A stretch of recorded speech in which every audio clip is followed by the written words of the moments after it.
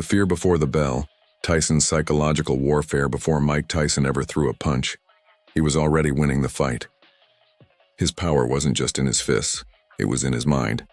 Every opponent who faced him talked about the same thing, the fear that built up before the first bell even rang.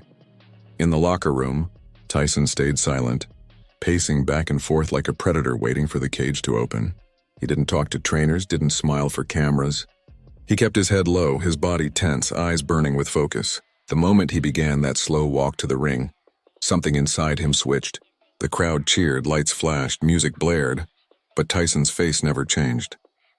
He was emotionless, cold, deadly. Many fighters tried to act tough, but Tyson's presence broke them mentally. He stared directly into his opponent's eyes, never blinking, never speaking.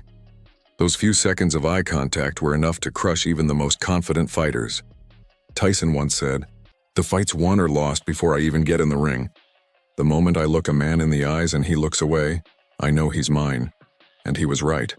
Several of his opponents admitted later that they were terrified before the fight even began. They had trained for months, studied his moves, but when they faced him face to face, their bodies froze. Tyson's aura was so intense, it felt like standing in front of an animal that had tasted blood.